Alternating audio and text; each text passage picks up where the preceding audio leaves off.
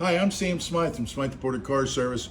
Here we have a 74 Super Beetle. Lady's always wanted one, so she ordered it from California, brought it in. She had it inspected, but the inspection didn't meet what the car needed. The time it got here, her engine was out, and they told her they had a good engine and a good gearbox. Well, that just wasn't the case. So you have to be careful who you hire to do vehicle inspections.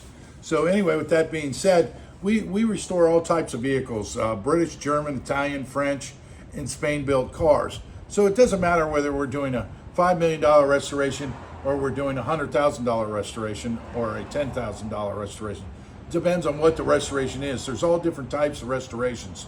They're just not how do you say it, just for body work. They can be mechanical restorations and have nothing to do with the body work.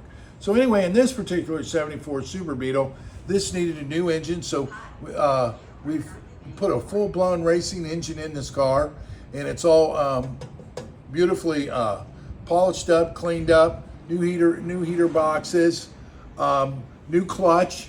The transmission in it, like most of them, I don't know what they were doing, but they like build up an inch thick or an inch wide of sealer around here to try and seal gearbox leaks instead of, I guess, changing the gearbox out or rebuilding it. So anyway, it's got a rebuilt gearbox in it. The axles are rebuilt. We did those. The heater tubes, the rear shocks were not a Bilstein, so we put the Bilsteins on it. Did the rear brakes in this. So we're just talking about the rear right this minute. Any new hardware, cables, throttle cable, that sort of thing was all done. We even got these little plastic things that are always missing from the drums. Put those on. So we're like not missing a trick. All new mounts.